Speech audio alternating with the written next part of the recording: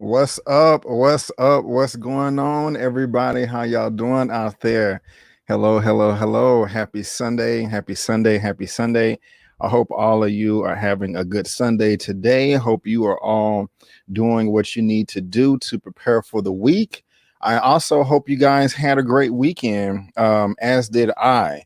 And so really glad to be here. Really glad all of you guys are here. You know, I really do appreciate it. I see that we already have 43 people in the live right now. That's what's up right there. That makes me very, very happy. And let's see exactly how many likes we have in the chat as well. 39 likes in the chat. So thank you so much, guys. I really do appreciate that. Yeah, if you guys could just go ahead and give me a thumbs up, thumbs up, thumbs up. I really would appreciate that because it does help with the YouTube algorithm as far as pushing the video out so that I can grow more and get more comments, more subs, more thumbs up, more everything. And so I know that we are starting a bit late this Sunday, past my usual time. I usually start at about 6:30 p.m. CST. But I had to do some things and some things came up. And so I had to kind of push that on out. But we're here. Well, I'm here at least. Better late than never. I'm reading a comment right now. I was supposed to meal prep, but it was just, I feel you. And so I'm gonna bring that comment up here in just a second. But I really do appreciate all you being here. And as far as everybody is concerned, let's go ahead and start this off. Wakanda Forever is always one of the first people in the chat. Oh my, I'm using a different little platform right here, so I don't even have all my my music, my videos, but it's all good. Yes, Thank you so much, the Wakanda Forever, for the $5 super chat. What if with Chadwick Boseman, King T'Challa? Oh, I got you. What if with Chadwick Boseman, King T'Challa was great. I love hearing his voice again. Black Panther lives on. Have a good show. Be Wakanda Forever. Wakanda Forever. Thank you so much for that super chat, my brother. I think you're a brother. I think you're a male. If not, thank you, ma'am. But I'm gonna assume. I don't know, but thank you so much for the super chat. I really, really, really do appreciate it. And I'm trying to expand some of my back end things as far as like what am I trying to say? Like little videos that I have that I've been trying to share with y'all. And so on a new you can't really see it here on the back end, but there we go. I got it. 100%. Okay. I was wondering, oh, that's the wrong clip. That is the wrong one. Well, we're gonna figure it out or whatever. But I was trying to like it doesn't matter. It just technical difficulties that I'm working out. But we're gonna get through it. We're gonna get through it. Kellen 221. So happy that I'm getting a chance to catch a live chat. I am too. Thank you so much. It's just different when you're able to come here live and chop it up with people, as they're doing their darn thing. And so that's what's up right there. People are liking this on Facebook and all that. Mara Sharice is sharing this on Twitter. And so, yeah, people are coming in. You know what I'm saying? So thank you so much, guys. We also got SJ Evans in the building. What's up? We're going to be talking about this news. What's good, SJ Evans? Max Lamont in the building. Hello. What's going on? Hey, Melissa. How you doing? Hey, y'all. Happy Sunday. Happy Sunday to you too, man. Zia Latrice. How you doing, my sister? I see you on IG posting and coming out of your shell. I love it, man. Keep it up. Keep it up. We got welcome to the dark side. Yes, the dark side. Hello, everyone. Happy Sunday. How you doing? Thank you so much for being here. Malia Lewis. Hey, what's going on? Hey, everybody. And that's me commenting, asking you guys to hold on 1 second because I had to put some stuff together. All right, who else we got in the building? We got Mara Sharice, like I was saying. How you doing, ma'am? How you doing? Yes, SJ Evans, like he said, hit that like button. Oh man, I'm struggling. If y'all see me kind of just staring off to the right here, that's because I'm trying to adjust my eyes or whatever. So I'm trying not to squint because that's what makes it worse. Shayla Soul, happy Sunday. How you doing? I know my mom's gonna freak out with that calling me right after. What's wrong, baby?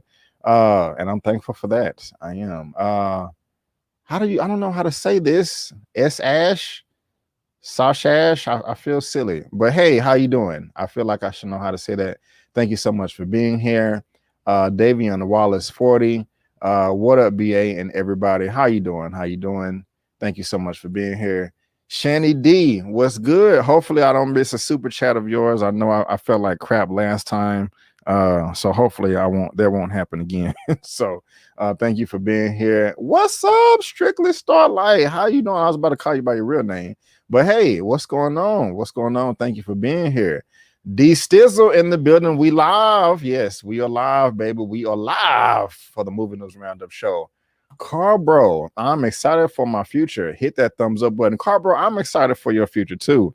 I see you changed your name. Maybe something great happened in your life and you just like, you know what, things are going great. I'm on a straight and narrow path. My future is looking good. So yeah, man, thumbs up to you and thank you for being here. Miss Melanated, hey everyone, blessings from Atlanta. ATL, what's good?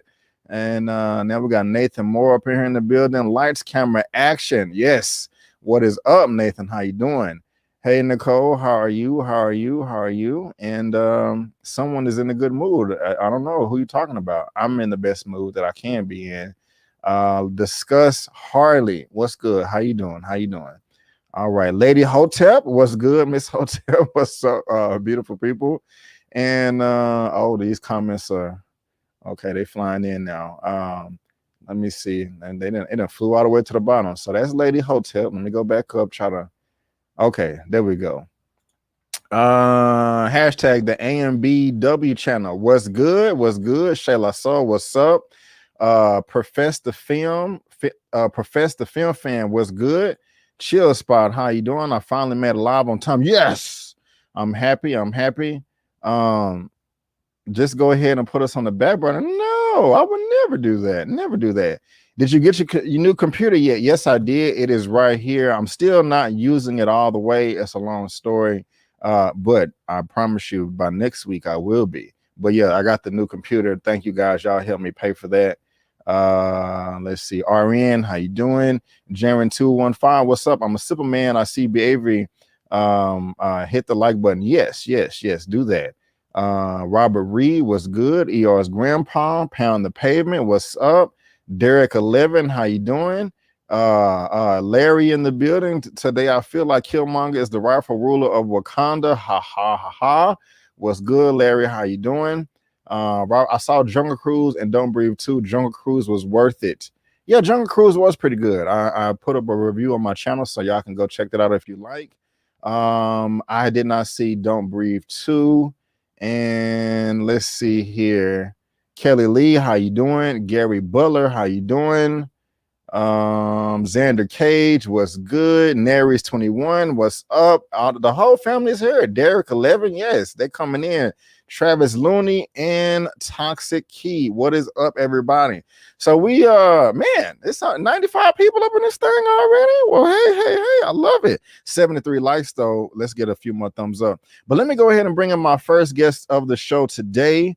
Very happy this gentleman is here. He's been popping up so much on my channel, and I really do appreciate it. Knows so much about movie news coming from the great state of Missouri, and that is Mr. Elliot with Movie Files. How are you doing, my brother? What's going on? What's going on, man? How we doing? We're doing pretty good, man. How are you doing? Good, man. Just watching the internet go crazy over a particular movie trailer that might have made its way online in the last few hours or so. It's pretty funny.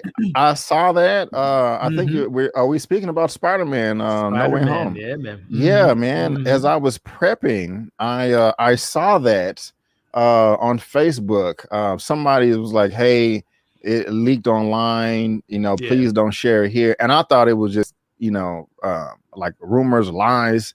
So I just went to YouTube real quick on my phone and hit my subscription button to see if it was at the top. I didn't see anything, and so yeah, I guess somebody got pissed off at the studio. It's actually funny enough because like I said, the internet's been going crazy. I guess someone that works for the animation side of it leaked the trailer, which is like super unfortunate that someone attached to the project is behind the leak. So yeah, it's crazy, man.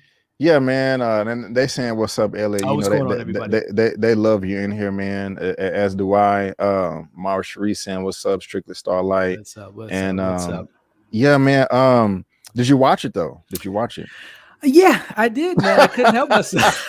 I would be lying if I say I couldn't help myself, man. Let me see what this trailer. I mean, to be fair, it's like literally someone screen grabbed through their phone, so it was like kind of and it's unfinished VFX, but you get the gist of what's going on. And a lot of the leaked trailer or the leaked descriptions of people describing the trailer, it seems pretty accurate to what the trailer shows. So okay, I mean, we'll see it by tomorrow, if not tonight. I would imagine that Sony will probably just put it out. Right. That was my next question. I was going to ask, like, what is the quality like of the trailer? Like, is it pretty bad? I'm not. You can make out certain things, but like literally half of the VFX. And I don't want to describe the trailer, but half of the VFX is kind of hard to see. But you get the idea of what they're alluding to in the trailer. So it's like I said, it'll be a matter of time that it will officially be out. And it was speculated that it was going to drop like tomorrow night after the CinemaCon or whatever. Yeah. Okay. Yeah. I had plans to I'm finna laugh laughing at this comment from Pound the Pavement. I'm just gonna bring it up now. Thank you for the super chat. ScarJo leaked it. Yeah, man. Most likely. So Pound the Pavement for the $5 super chat. Thank you so much, man. I do appreciate. And I'm sorry, you could be a woman. I don't know. I can't be assuming that you're a man. I don't know. But thank you so much for the super chat. I do appreciate it. But yeah, I was prepared to just to react to it tomorrow. I was gonna try to do it on 4K and all that stuff, but we're gonna have to see. But yeah, we had 100 people in the chat right now. I usually get started at 10 minutes, but I'm 5 minutes over right now. So again, I want to thank everybody for being here. I really do appreciate it. And Elliot, again, I want to thank you for being here too, as well, No my doubt, brother. man. I really do appreciate it. And so, are you ready, sir? Yeah, man, let's do it. Got some good stories to go over, man. And it's Yes, awesome people in the yes, chat to get their thoughts on it too, man. So it's gonna be a fun time. yes, sir, yes, sir. Well, ladies and gentlemen, I want to welcome you to the Movie News Roundup show number 27. We are climbing on up there. I cannot believe we made it this far. And so, yeah, if you want to know what we're going to be talking about today, there is a links to all of the respective articles down in the description box below for you to read at your own leisure.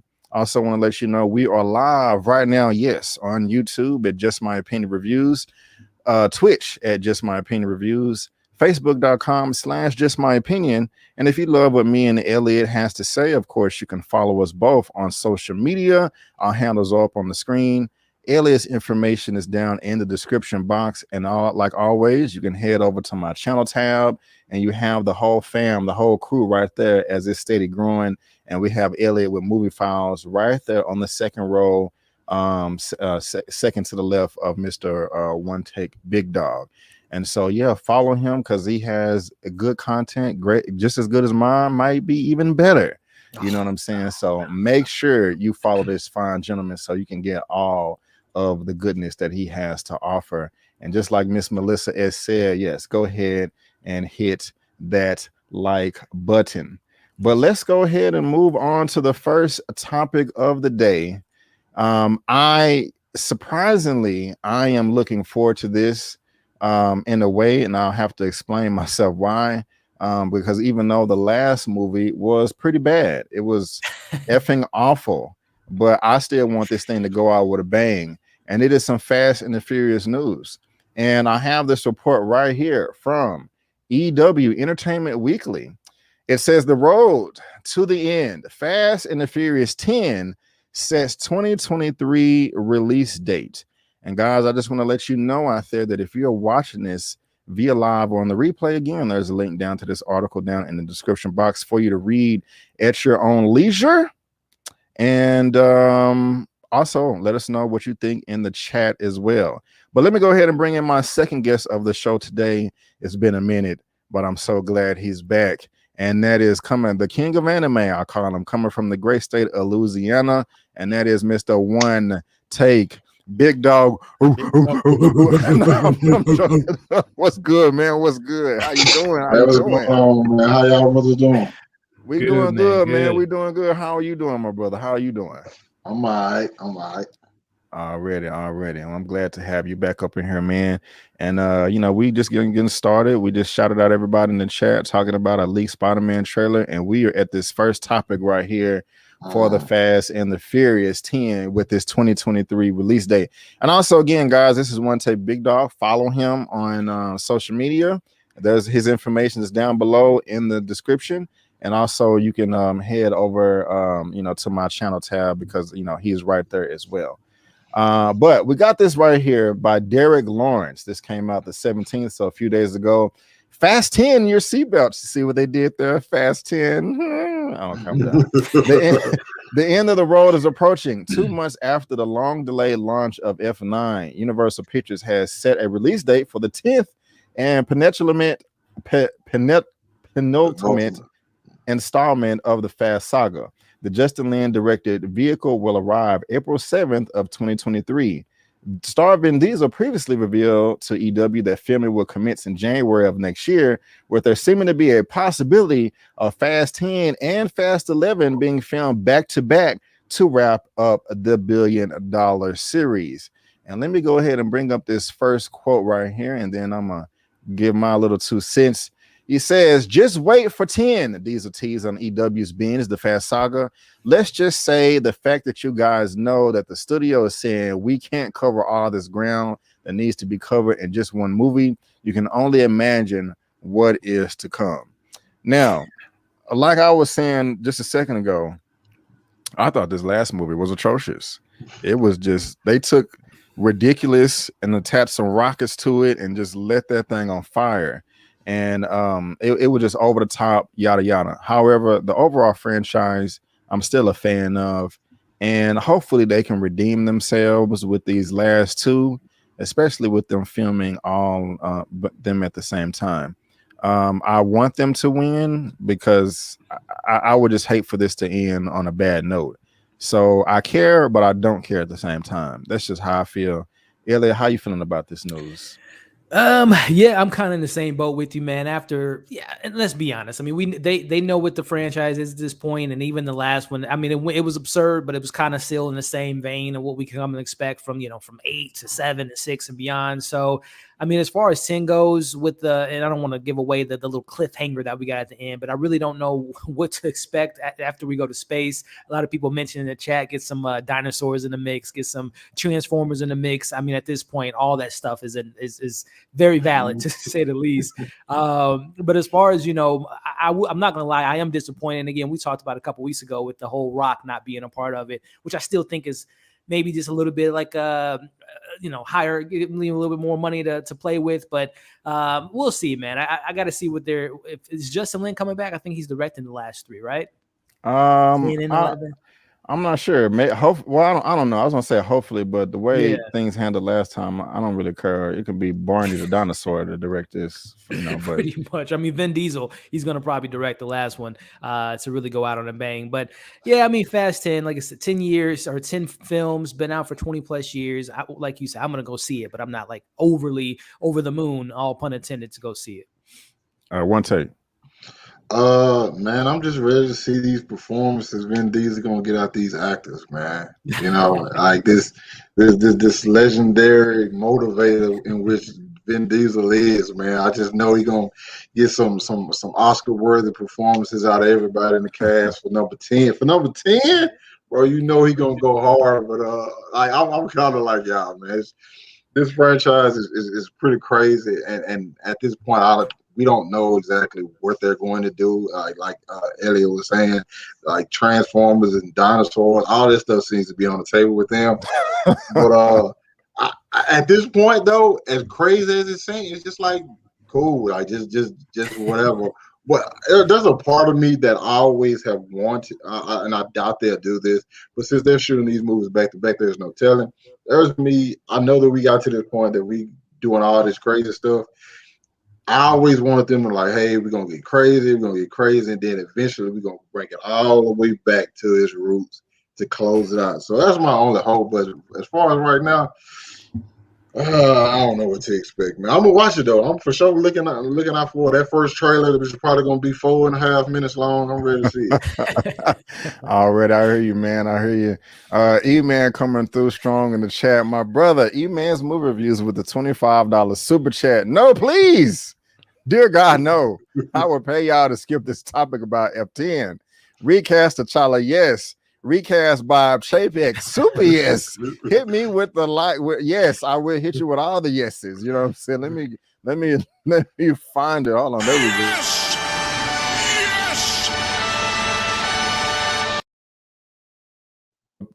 Thank you so much, Eman, for that. Where did it go? Where did the super chat go? Yeah, thank you so much, Eman, for the super chat, my brother. I really do appreciate it. Gentlemen, ladies and gentlemen, his information is down in the description box as well and on my channel tab. And we also just shot a video yesterday, a spoiler review for some big movie coming out. So y'all got to make sure y'all tune into that as well. But hey, no, but I got you one take on the live. You know what I'm saying? I ain't forgot about you, brother. But no, Eman, thank you so much for the super chat, man. I do appreciate it. Let's see here. Endless possibilities of nothing. Yeah.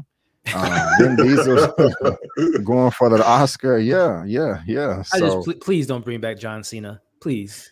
Oh, man. I literally forgot he was even there. Please don't bring him back. Oh, yeah. He had no chemistry with no one at all. Yeah, it's pretty bad. It's pretty bad. So, yeah, man, if y'all in the chat, let us know what you think about that topic right there. Because I'm curious. Just let us know what you think, and because I'm curious. Okay, so let's go ahead and move on to this second topic right here. And I didn't know if I was going to cover this at first, but I got some interest in it because I like this dude right here. And we got this report coming from the Hollywood Reporter. And it reads Sterling K. Brown and Randall Park team for action comedy at Amazon, and they have the exclusive. Now I don't know how to say this name right here. TSE. I don't know if y'all is it to say. I don't know. But this gentleman Alex, who created the Hulu series, Alex. Wu-Tang Clan, Wu-Tang and American Saga will write the script. And get out the way. I want to show Sterling face. There we go. I'm a fan of Sterling K. Brown. I'm a casual fan of Randall Park here. You know, he's in the what was the show that he was just seeing a couple of months ago that we all watched? Yes, WandaVision.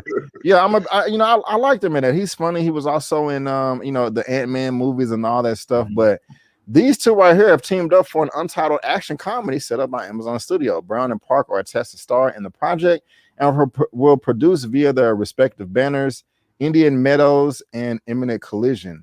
Alex, the co-creator of the Hulu series Wu-Tang, will write the script, like I just said. The project is being described as in the vein of 48 Hours, the 1982 buddy cop movie starring Eddie Murphy and Nick Nolte. If you haven't seen that, please check it out. The story centers on two estranged childhood best friends to be played by Brown and Park, who now find themselves on opposite sides of the law, framed and on the run. The two must survive each other's long enough to clear their names and stop an international criminal enterprise. And so, like I said, I like both of these gentlemen, and this seems kind of interesting. It piques my interest. Also, guys, if you're watching this live or on the replay, there's a link down to this article down in the description box for you to read at your own leisure, and let us know what you think in the comments. But for right now, Mr. One Take Big Dog, how you feeling about this, man? Does this get you excited or not so much? Let us know how you feel. I really love it. Like I had no idea, but I really love it. Like this seems like a great duo, to put together. I've seen Sterling K. Brown. I'm a big Brooklyn Nine-Nine fan, and he got like one of my favorite episodes. And now, those like the comedy, and like he has like a certain, he has a different type of comedy that he can bring, where he's like kind of like cool and chill, but it's like smooth talking you. And then my boy Jimmy Woo, I can't think of his name. I forgot his real name just that fast. Randall Park. Randall Park. He's had a lot of funny roles as well. He's in one of like my favorite Netflix movies. It's a rom-com. Can't think of the name off the top of my head. But like I enjoy him as well. And like in a buddy cop movie with these two, I know they're gonna have like some over-the-top stuff going on, a lot of craziness. To me, this is, and I don't mean to throw the shade, but to me, this is gonna be like a better version of what is it called, Stuber, like the Batista. I feel like this is gonna be a better version of that. So yeah, I didn't know. Like I said, I didn't know about it, but this combination with these two and the writer, I didn't watch Wu-Tang, but I had a bunch of friends tell me how good it was. So that kind of gets me even more excited. So yeah, I like this. Right on. And real quick, Jenna James, congratulations on starting the grad school tomorrow. Knocked it out. Proud of you. Congrats, yeah. That's what's up. Gotta give you thumbs up there. Elliot, how you feeling? Yeah, no, I'm right there with Big Dog in regards to this is a nice little casting here, because I've really I know Big Dog mentioned that he saw Sterling in Brooklyn Nine-Nine. I've yet to see him do anything like kind of comedic, right? I've always seen him like the stoic, strong individual, whether it be in the Black Panther or the episodes I've seen of This of Us and Waves.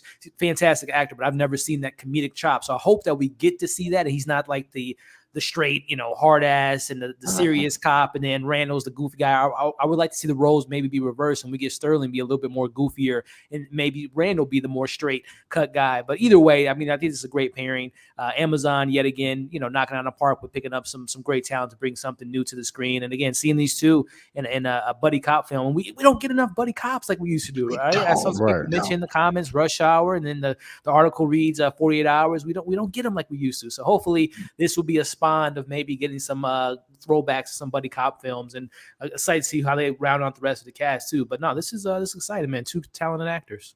Right on. Nice, well said, gentlemen.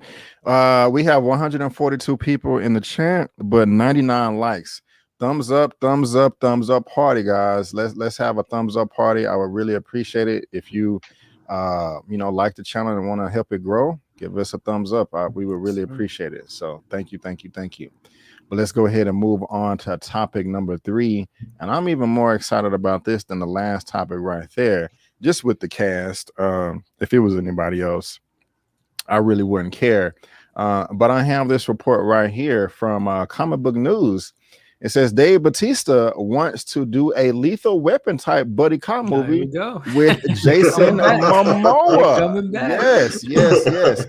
I love it. Dave Bautista is the wrestler turned actor best known for playing Drax in the MCU, who was also in Blade Runner 2049 and will soon be seen in Dune.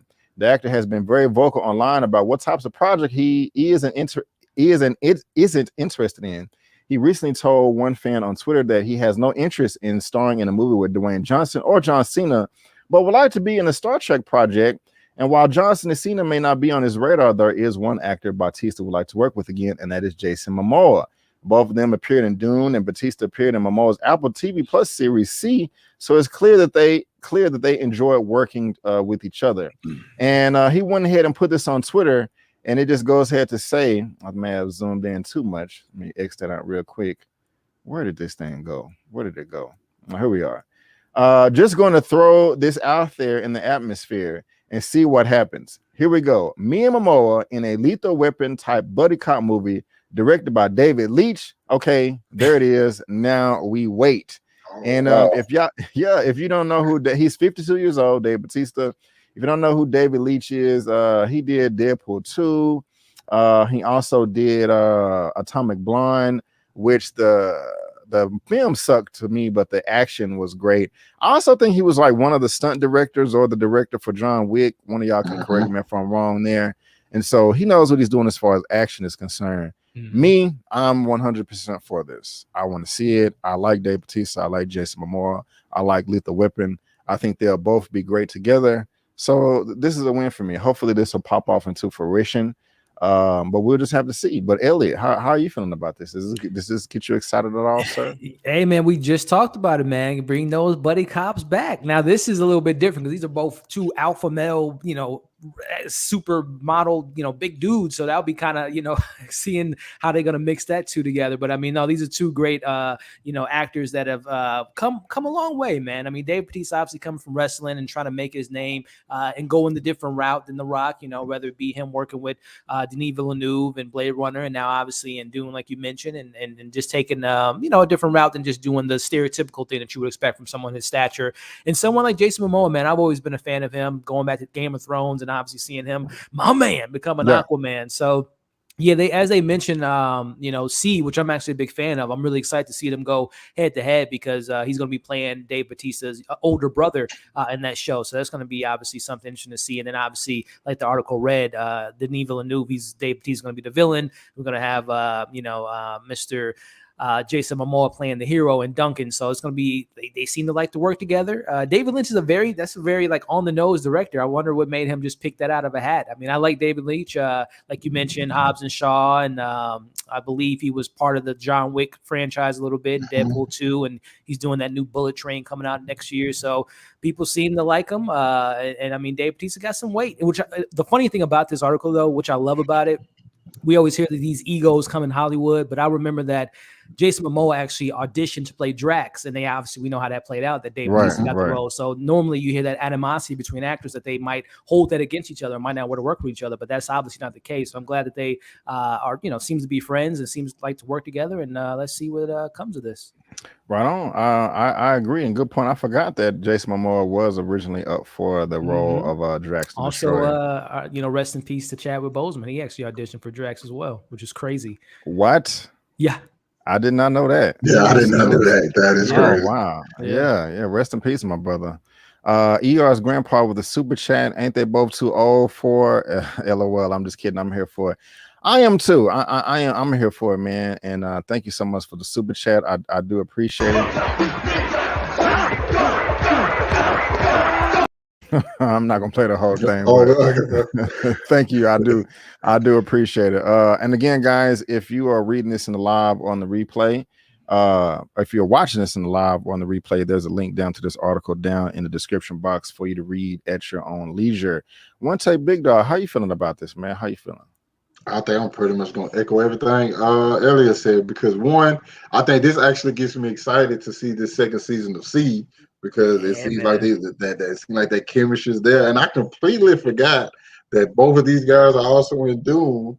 So it's just like, all right, apparently there's something there, and Batista's like, hey, might as well let me put this out there and see what we can do. And then when I'm thinking about David Leitch, and I go back and we thinking about Hobbs and Shaw. You put those two guys, you put the Rock and Jason Statham together, and has like some good chemistry with that. You have some good action. You get that from these two. I think a lot of people are gonna love it. And something I think is really, really underrated about both of these guys is their comedy. Dave Bautista is hilarious as Drax. Mhm. Jason Momoa, who often gets like, I feel like typecast in like certain roles, is just like the big guy who's like super tough. But like watching him on like social media, or like even on his episode of Saturday Night Live, he's like hysterical, and this guy's like a load of fun. So I think those two in a buddy cop movie, Hollywood, there you have it. Yeah, go get your money. They giving it to you, you know. So yeah, I like this. I like this combination, and I want to see this movie come to fruition. Hell yeah, me too.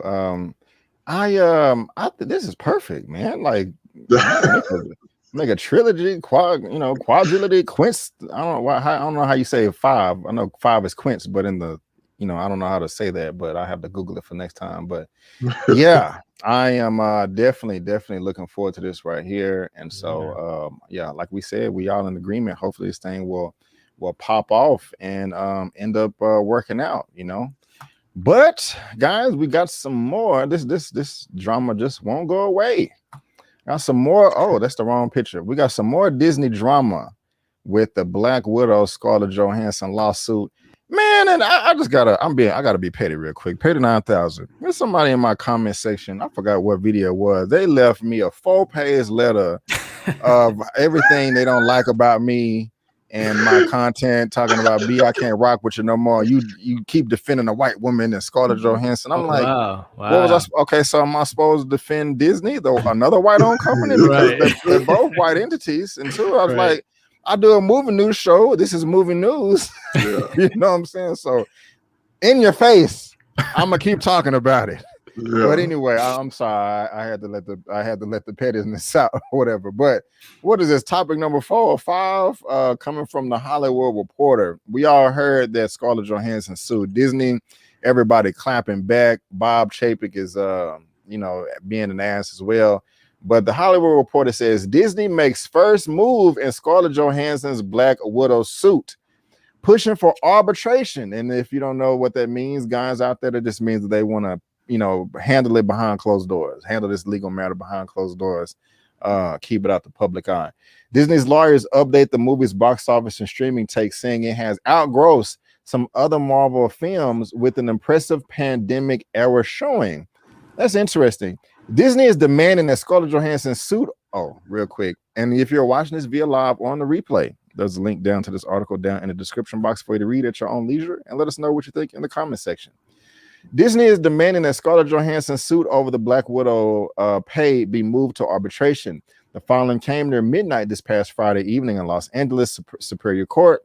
The company has also revealed that on August 10th, it initiated arbitration against her. In her complaint, Johansson alleges her contract was breached when the superhero film was released on Disney Plus. And let me just go down a little bit, because I have this quote right here that I do want to read for you guys. And it says, the plain and expansive language of the arbitration agreement easily encompasses Periwinkle's complaint, states a motion to compel arbitration, and a futile effort to evade this unavoidable result and generate publicity through a public filing. Periwinkle excluded Marvel as a party to this lawsuit, substituting instead of the parent company Disney. Under contract interference theories, but long-standing principles do not permit such gamesmanship. And so, yeah, she's trying to put this all on Disney and not on Marvel. Also, this is interesting here. Disney they think they slick. I don't like this, but I can't wait to hear y'all's opinion on this. In the article, it says For example, Disney said that Black Widow was put on more than 9,000 screens in the U.S., allegedly satisfying its obligation for the film screen no less than 1,500. Now, I don't want to read that whole thing, but y'all can correct me if I'm wrong. I think this is trickery because they throw that 9,000 screens out there like that's something. But to me, and correct me if I'm wrong, that's not 9,000 buildings or that's 9,000 like screens or like auditoriums. And they're trying to inflate that number because I think the max like number of theaters in the country is about 4,500, 5,000. I mean, it never goes over that. I don't even think Avengers Endgame had more than 5,500 buildings. You know what I'm saying? So they're throwing that 9,000 out there to make it seem like it's a lot, but it's not to me. But Disney did make up a good point though, right here, saying that Disney compares the Black Widow release to other Marvel films. Like it still made more than like, the Incredible Hulk that came out in 2008, Thor: The Dark World, the first Thor movie, all that stuff like that. So I don't know. I don't like Disney for it, but it seems like they're really building their argument here. But Elliot, how you feeling about this, man? How you break it all down? Man, it's a mess, man, and it goes back. We talked about it a couple weeks ago. It goes back to the top, which is Bob Chapek, and the fact that they want to bring up the whole, let's take it behind the scenes. You guys could have did this months ago, right? They were the ones that kind of instigated the situation when they came out with the statement, slandering her name and talking about the pandemic and how dare she. It's just like, whoa, where was this energy a couple months ago? Now you guys want to take it behind the scenes because obviously a lot of people in Hollywood, I know a couple actors have spoken up, even actors within the MCU have spoken up and said, good on Scarlett to do what she's doing. So it's a mess, man. But again, it just boils down to the lack of leadership. And this is we've been talking about it for the last few months as far as the Bob Chapek thing. This man is running amok, whether it be the Disney Plus strategy, whether it be things of this handling. Also, too, I think that this kind of went under the rug, but in regards to the relationship, it's completely severed because, Scarlett Johansson was supposed to work with Disney with her Haunted Mansion movie or whatever that is, but apparently that's probably off the table now, as well as probably any other future things they have planned up. So I think that's what that comment is there for too, but go ahead. I mean, it's a mess, man. And it, I just hope it gets resolved sooner rather than later. But this is something that a lot of people won't forget. Hollywood is a place that people remember a lot of this stuff. And obviously, I know this won't obviously hurt Marvel films, a lot of Disney films, but it leaves an impression when when writing a contract with Marvel moving forward and really reading all the details and knowing who you're laying in bed with. Because it seems like Disney right now is just, or in particularly Bob Chapek and all the legal team is just really making themselves look pretty bad, man. So we'll see what comes of it. It's the saga continues. This is how it's more interesting than the Black Widow movie, but yeah. You got to be able to communicate, man, and work together, man. And they just it's stupid. One take, how you feeling, my brother? How you feeling? Yeah, this just rubbed me the wrong way, honestly, because I just one, the communication is terrible. Two, it seemed like they. Like when you want to do it like this, especially after things that came out, it's like, oh no, we got some stuff we really don't want people to find out. We don't want people to see. You know what I'm saying? It seems kind of shady, and like Disney being as big as it is, they have this certain image that they want to upheld. But I feel like this is a time where like people get to see like, y'all guys kind of like run a lot of stuff and like you gotta like push people around and bully certain things, you know what I'm saying? So I do like the fact that like Scarlett's like sticking up for herself. And like in regard to like what you was mentioning about Disney breaking up like some of the other films, like it outgrows, it's like he brought up the Incredible Hulk, the first Thor. It's like, man, this movie came like the comic book. Well, the movie industry, the comic book industry was so different back then. It's like I don't even think it's comparable to like what we got going now. So that right there is just all bad. I don't see how this is like going to get any better. Yeah, I see that comment. That was funny. But it's just like, this is a mess, man. This I don't see anything good coming from this. Other than like people like Elliot was mentioned, like people negotiating contracts with Marvel now. People who are like the new people who are coming on, who probably gonna be in like Fantastic Four, X-Men, stuff like that. They probably gonna be like, hey, I seen how y'all did another situation. Let me make sure I get it all. You know what I'm saying? Make sure everything's right here, just in case. Oh yeah. Yeah, try to play me. I kind of like that though, man. You setting the standard for the future for the rest of Hollywood, man. I mean, them contracts are already tight. They're gonna be super duper airtight, and that kind of goes into the next topic or whatever. Shanny D was asking, "Where's hold on, let me get this one real quick. Disney needs to pay that woman her money. Period. Right on." Shanny D was asking, "Where is Larry?" And here he is in the chat. Chapek is doing a great job. Love him or hate him, but he's doing it. No, he is not. I disagree. God, he may be doing a good job with Disney, but this is about Marvel. He is doing a horrible job with Marvel, and so I disagree. This brother here will argue this topic down till the end of time, boy. On the back end, I'm done. Anyway, so what they're saying, they want to, because then she has a case. Yeah. Greedy ass mouse, pay the lady. And it's just like you can tell that greedy is this the way they're responding. You know what I'm saying? Like if what did they say? Like a hurt dog hollers or whatever. They wouldn't have come out with all these little. We paid her $20 million. Many dragging her name through the mud. That even, you don't do that. That just the shiesty, man. Yeah. And then I love how they covered up last week with the Cruella 2 sequel, the Rock and all them getting their back end deals. Like I love how they try to cover that up. It's just like they're like, hey, no, we pay our actors. Hey, don't it's like, well, clearly you don't. You have this one. I don't know, man. It's messy. It's messy. And Larry, you can't disagree, man. It is messy. Bob Chapek, the man at the head of the helm. You got to get stuff in order. All this stuff coming out. We should not even be knowing this. This is just kind of show we shouldn't even be talking about this because we shouldn't even be knowing this business, but it's out there. Yes, there was I'm picking on him too. There was an article that Larry did not read. There was talking about how, because he was saying that how Scarlett's team was, how they was handling it bad. But they, for the longest time, they was trying to settle this behind closed doors, and they kept ignoring them. They kept leaving their messages on scene and just not returning the calls. So Scarlett Johansson was coming out promoting this film, talking about Disney. She was doing all she can to be the company person, and she was probably like thinking that she was going to be taken care of. It was like, nope. Keep on. Pushing. You just you don't do that. But he don't pick on me. Don't pick on. Hey, no, bro. You could be here, but you know why? So he never mind. I'm getting all that. But we all love Larry. Let's see. Any other good comics? Chapek told Frankey, "Where's the Spider-Man trailer? We could use a distraction right now." Exactly. Yeah, well, release the trailer. God damn it! Right. I'll give you $10,000. Yeah, he slid that what the Sony animated dude some money, a few stacks. Just like, please, do it now. You're fired.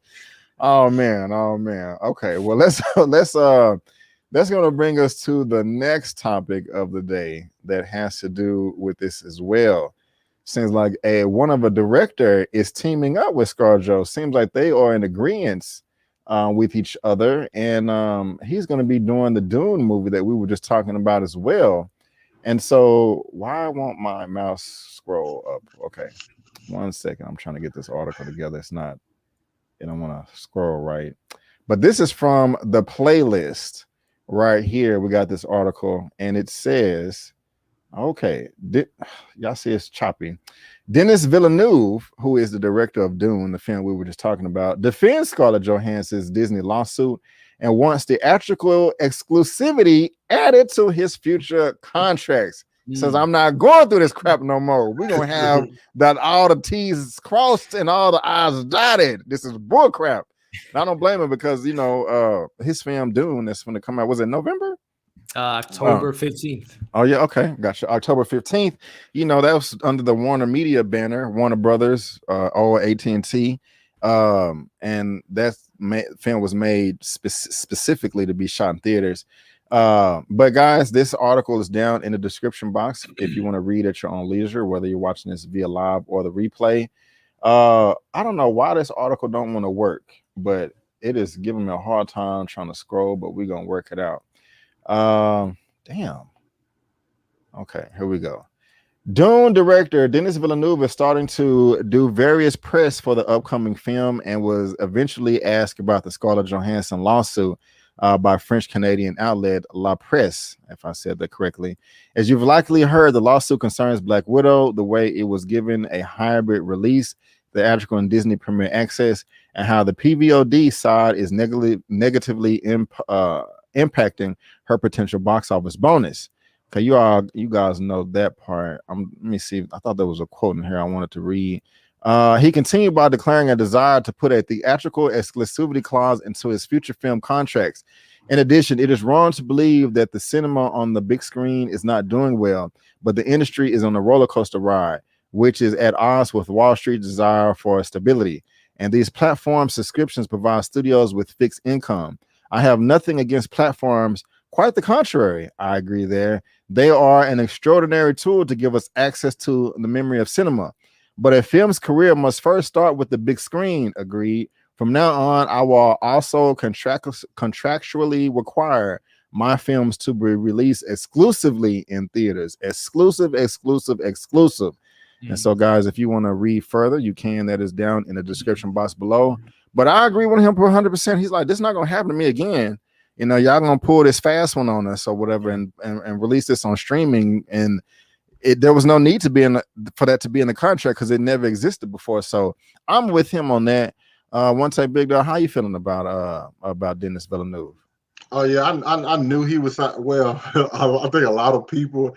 I think you go back and you ask a lot of the people who was involved in some of these Warner Brothers movies that got released on streaming, well, HBO Max as well as in theaters. They probably would have the same thoughts and probably would agree with Scarlett Johansson as well. And I knew Denis Villeneuve would be in this situation because Dune, a film like Dune, you expect that and you want that to be seen in theaters and in theaters first more than anything, and you got to kind of respect that, especially as as a filmmaker. That's what you made your movie for. Like I see if he signed on, it's just like, hey, this is going to like Netflix, this is going to HBO. No, he signed on for something. He figured it was going to be released in theaters where everybody, and that's how he made the film to be viewed in theater. And then Warner Brothers kind of like go behind you and be like, well, obviously, the situation was different, but it's like, are we actually going to release it on HBO Max as well at the same time? It's like, what? Like that kind of like changes everything that like you had planned, because a lot of people will just sit at home and watch it, and it's like it's the same day. Like that kind of like hurts that feeling you want to have when you want to give people a feeling of going to see your film in theaters. And how I think as our movie lovers, I think we all know that the feeling of watching a movie in a packed theater is so much different from sitting on your couch, and so he kind of feel robbed of that. And he's like, oh, Scarlett Johansson has every right to be mad at Disney. I completely understand it. Right on. I agree, my brother. I agree, and I gotta address the troll in the chat right now, Larry. That's not true. Tell the truth, Larry. I did not kick you out the club. I did not kick you out. Tell the truth, Larry. Tell the truth. That's tell the truth. I did not kick you out the club. So Larry decided he didn't want to come back. He made that decision himself. And so Mara Streets talk about next topic. Let's see. Bring Barry, be nice. Okay. Let's see her. Elliot, how you feeling about this, my brother? Yeah, well, again, this the Scarlett Johansson situation, this is what it's opening the door for not only actors looking at their contracts, but Denis Villeneuve moving forward is like, no, you will not pull this on me again.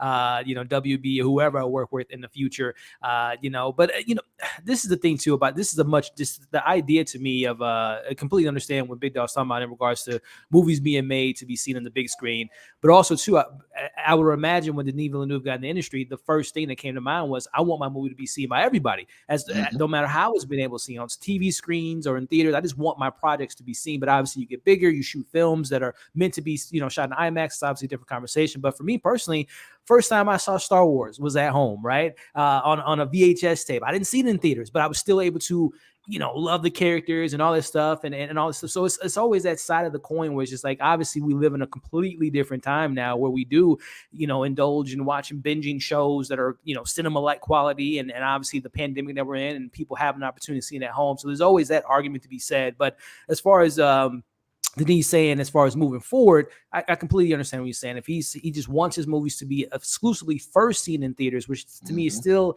is a little bit of we're obviously in a situation in the pandemic, and him and obviously Christopher Nolan have been very passionate about this conversation. But again, I don't know if their blinders are on, and I don't know if they're not realizing we're in the pandemic. Right. And again, you want as many people to see your film as possible.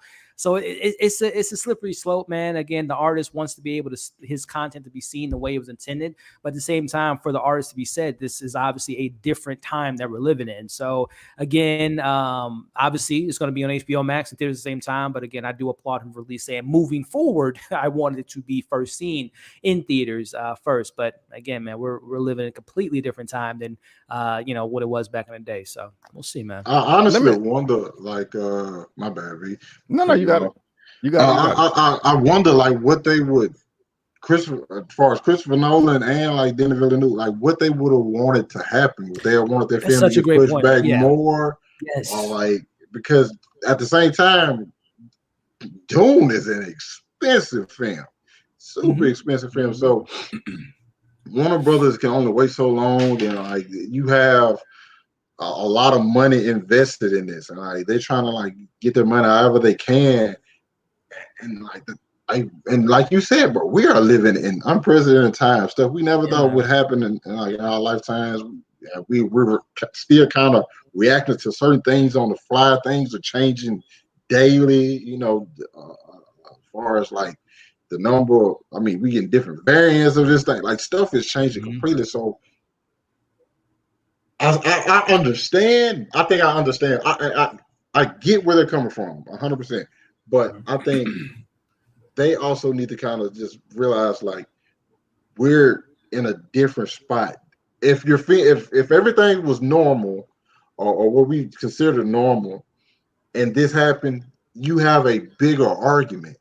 But consider the fact that it's not at all. Then you kind of gotta like. You got to get some leeway to certain things, and certain things were unexpected. I mean, granted, I'm pretty sure when they was making this movie, they had no idea we was going to end up in a pandemic. So, right. And that's such a great point that One Take brings up. I would love to have someone ask these Denis Villeneuve and Christopher Nolan, what would be the alternative? What would you like? That's such a great question. I think someone mentioned in the chat that maybe the idea maybe to make both sides happy is release it exclusively in theaters for 2 weeks, 3 weeks. I think Latrice brought it up, and then drop it on streaming. But again, that's the other side of the business. It's a business. They want to be able to obviously take advantage of that opening weekend. So it's a slippery slope, man. It is a very difficult scenario to be in. Right on. Real James said, I think it's time for studio directors and actors to change their perspective on how films are released. The industry is changing, and they either got to get with it or get left behind. I agree. Yeah. But if you're going to do that, the key thing about his comment is the studios, directors, and actors, all these people, they need to come together and have a conversation. Warner Media didn't do that. Release it without talking to nobody. What the F? You know what I'm saying? You can't do that. So good comment, James. His information is down in my description box as well, and he is over on my channel tab too. What I was going to say is, and OneTakeBigDog, as you stated, this is an expensive ass film, Dune. Do y'all think this had potential to be a well, before I say that, I knew nothing about Dune until the trailer first came out, and somebody had to let me know. Either in my comments or when I do a trailer reaction, I always go to IMDb and look up stuff about the film just so I can be surprised and react to that as well. I didn't know that Star Wars was influenced by this.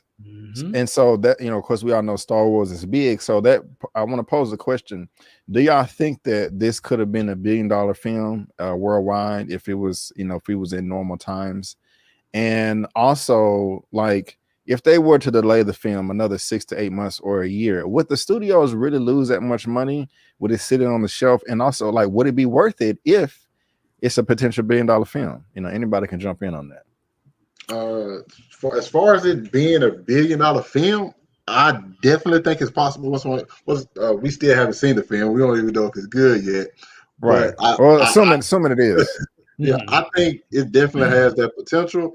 Just because I'm just like you, I had no idea what Doom was, and then I saw the trailer. I think the trailer more than anything got me like, I'm like, okay, this looks damn good. And then I'm looking at like Denis Villeneuve, and I seen this work. But somebody mentioned something in the chat a minute ago. Denis Villeneuve has not really made anything that made a lot of money. Like Blade Runner 2049, I think it's a spectacular film. Did not make a lot of money. So it's, but I think Doom with I mean the fact that it's based off of a novel, I want to say. So it has that going for itself. So it has the potential. Yeah. So hey, kind of crap the bed with that one. The slippery slope here. Yeah, man. Yeah. Ellie, you got anything about on that or whatever? Or? Yeah, man. No, this is so. I'm pretty familiar with Dune. Saw the 1984 Dune. The book's been on my reading list for a while. The Frank Herbert book, and like you said, Brandon, yes, it's not only Star Wars but Star Trek and a lot of sci-fi films and different sci-fi things that we got. And it inspired those type of stories. So it's a very interesting story, spice and obviously going to Arrakis and it's Star Wars and Game of Thrones essentially is kind of the foundation of what you can expect. It's a lot of houses, a lot of politics, but it's also a lot of sci-fi elements, space worms and different, things of that nature to kind of explore. So it's a very fascinating, interesting story. But I think, to be honest with you, to answer your $1 billion question, I don't think this movie, regardless of this incredible cast, and Denis Villeneuve is my favorite director, but like what they say, really, he doesn't. Yeah, he's easily. I mean, Arrival, Blade Runner 2049, Prisoners, Enemy. I mean, the list goes on. I think Sicario. This man is like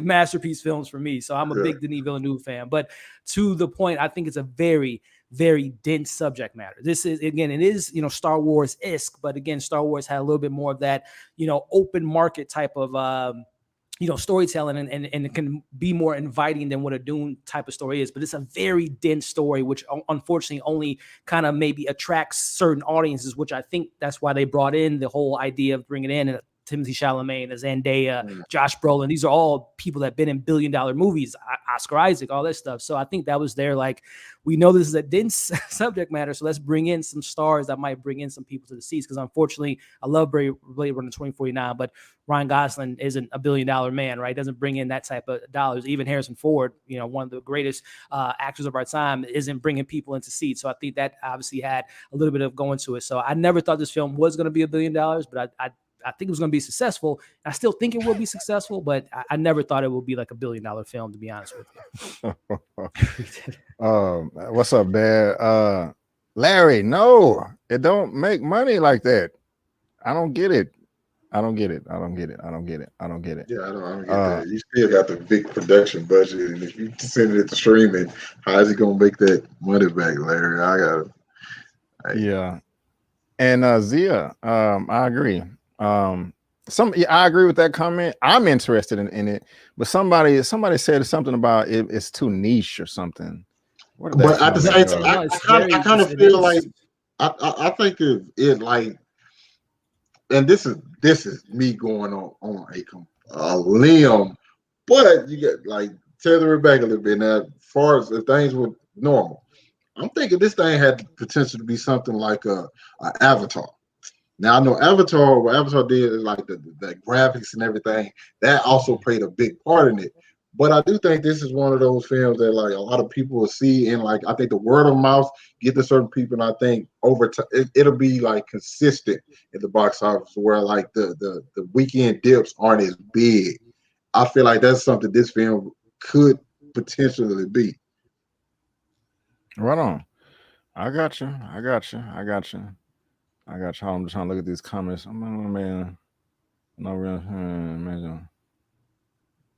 All right. Well, let's go ahead and move on to the next topic. Again, guys, if you are interested in reading that there's a link to that article down in the description box below. And yes, we got 3 topics left. We got to save it the best for last. It's the blacks. You know, we got. I'm just being stupid. I'm sorry, but I'm excited about this. I thought this was already like a done deal. You know what I'm saying? But apparently it wasn't. But you know, it's still good to talk about it.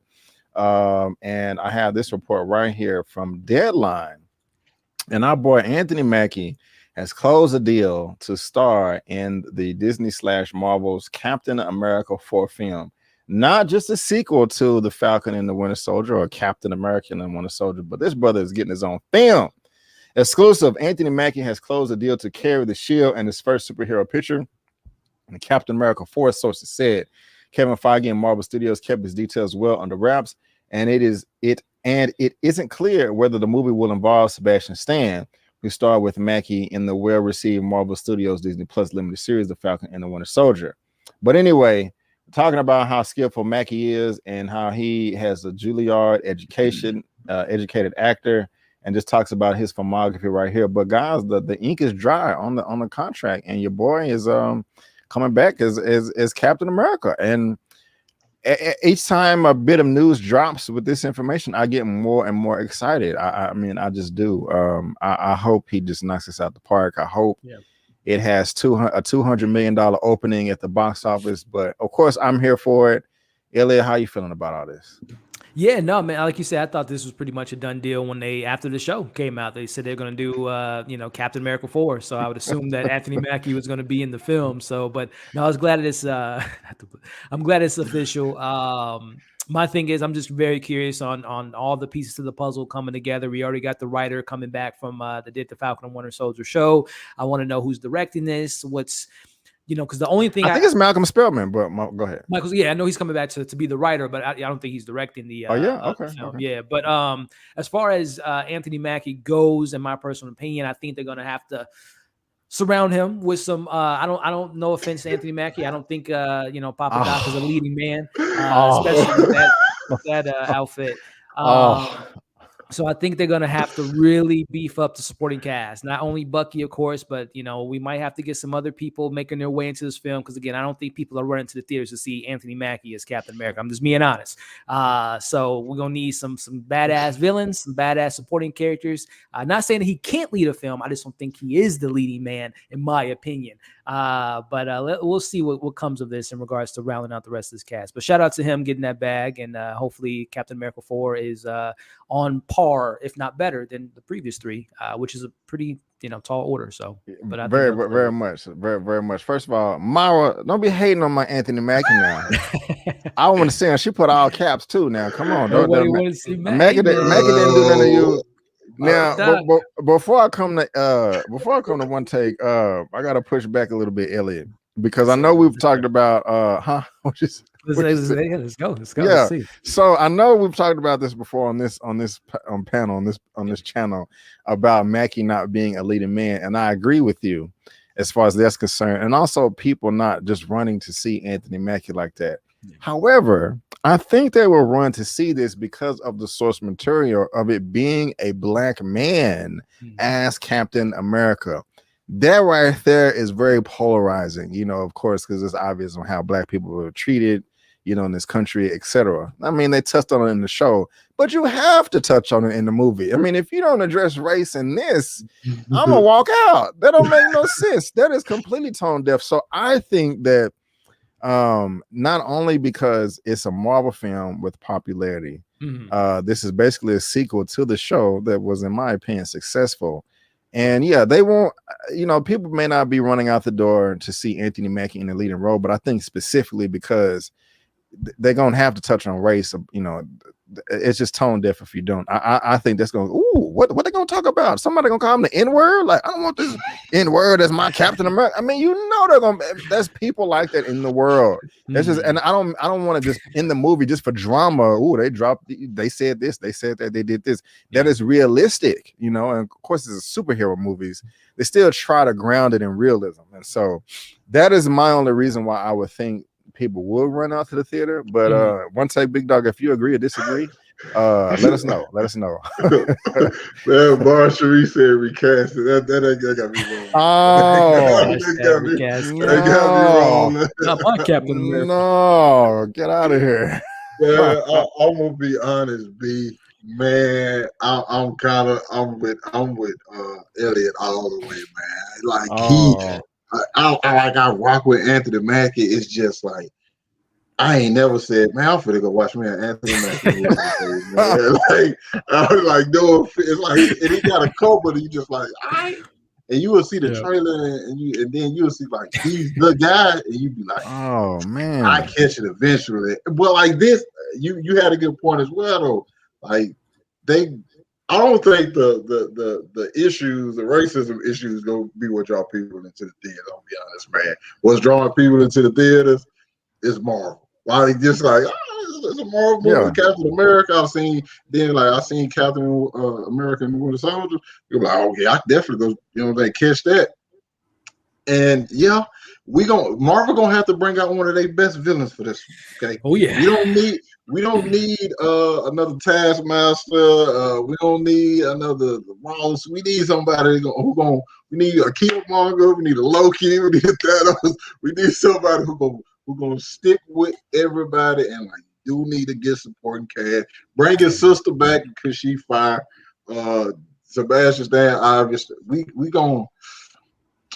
I ain't gonna say we got an uphill battle. I ain't gonna say that, but I don't think it's just gonna be a walk in the park. Flop, get out of here, man. I'm gonna take the wrench away. No, my thing is this. So, in real life, like there's a I don't want to go that far deep, but me personally, I know a lot of Black people that have no interest in this comic book stuff. Mm-hmm. They only stuff they really paid attention to was Black Panther, of course, because that was the first time we ever got something like that, and also the Falcon and the Winter Soldier story. They were up here putting like little grassroots political groups here and there throughout the country. They were posting on Twitter and on Instagram like that clip, and I think in episode 5 or 6, where Mackie was talking to Isaiah. And just saying, hey, we built this country, with our blood and sweat or something like that. I know y'all remember that line of dialogue. That was like important to them. You know what I'm saying? That made them tune into the show. And so that's just one of the reasons why I think people will show up. Of course, because it's Marvel and stuff. And I'm going to push back on you, OneTakeBigDog. Good point about I don't think I'm going to go see an Anthony Mackie movie. However, he hasn't had any leading roles for anybody to do that. Like, he hasn't had a leading role to fail for us to compare to. I mean, that's just me. I'm obviously rooting for the brother. Let me push back a little bit. Let me push back. Go ahead. Now, in regards to that, he might not have those big budgeted films that we're going to see. But when I think about certain actors, let's say, let me, for example, Will Smith. I don't care what movie Will Smith is in. And where that movie is located, where it comes out on Netflix, Amazon, HBO, Will Smith got a movie coming out. I'm going seeking for it. Anthony Mackie has a few movies that came out. Okay. How many of them? I'm gonna let you know right now, B. I ain't seen you review a couple of the movies, B. You review a couple of movies, B. I reviewed The Banker, but okay. Yeah, what was it? Outside the Wire, that Netflix movie this year? Yeah, I didn't miss that one. Yeah. You missed that one. You missed that one. You missed the Anthony Mackie #1 fan. I guess so. I guess so. Okay, touche. I got you. Let me see. Great value, Will Smith. Damn. Oh, y'all get off my boy like that. M Hampton, $4.99 super sticker. Thank you so much. I do appreciate it. Let me make sure you didn't drop a comment. I'm just want to make sure. Thank you so much for that super sticker. I appreciate it. Y'all are killing these comments with good stuff. I don't want to miss nothing. There's so much. This goes against me. I guess Big Dog Mackie. Your conversation gets people excited. I guess. Yeah, it brings them out. I guess it's another. I almost missed this super chat. Y'all help me out. Buck Odie $5. I'll go see if Isaiah Brett. Oh my, he has to be in the movie. 100%. He has to be in the movie. Yeah. Also, are you serious? His grandson too. Eli need to make an appearance as Iron Patriot. That would be pretty dope. Yeah, if he not in the thing, I don't want to see it. Yeah, I don't want to see it. Yeah, but thank you. But God, dog, these comments. I can't click the right one. Thank you, Buck Odie, for the $5 super chat. I do appreciate it. Thank you. Got another one too, just in case you need. Okay, is it at the bottom? Let me see. Shanny D. Okay, let's see here. I like Papa Doc and all, but Big Dog is right. I ain't never went, man. I can't wait to see that new Mackie joint. I ain't mad at that. I'm not mad at it. Oh yeah, I'm with James, man. Well, hold on. Let me go back. Shanny D, thank you so much for the super chat, man. I do appreciate it. I'm gonna give you this because I did laugh. So.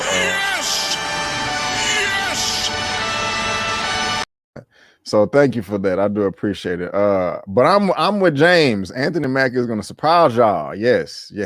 I hope so. Come on, Falcon. We need you to come through, man. But let me dang, I wish I could just pull up everybody comment, but let me just they coming in, they flood. Yeah, they are flooding. I can't get them all. This is, and I'm gonna have to go back and watch. I can't wait because I unfortunately, guys, I can't cover everybody's comment. When y'all leave a super chat, it highlights green or color, so those are easy to. But hey, if you left a good comment on this topic, thank you so much. Has Anthony? I guess a question for you guys: what would you like to see in the Captain America 4, story-wise, character-wise, for Anthony Mackie? Just going off of and just pretending that no one saw the show, because again, a lot of people didn't get the opportunity to see the show, and just seeing the mantle being passed to him. What would you like to see? To him to destroy the whole system of white supremacy. And no, that's a big. That's a tall order right there. Yeah. I don't know, man. I mean, I want to see Isaiah. I want to see Race. I want to see a new costume. To be honest with you, because I'm not really. Y'all don't like the costume? It's just too much. I don't hate it, man. It's too much white, and I know that's how it looks. Looks stupid. Yeah, it just does. Like, yeah, I mean, I know that's comic book accurate, but that doesn't always translate over. You know what I'm saying? I don't mind if they change it. Captain America gets a new suit all the time. So does Iron Man. So, I mean, I don't. Get by you too. Appreciate you. Yeah, it's too many comments, guys. I'm sorry, I can't. I want to go through them all. I know they're good. I know they're juicy.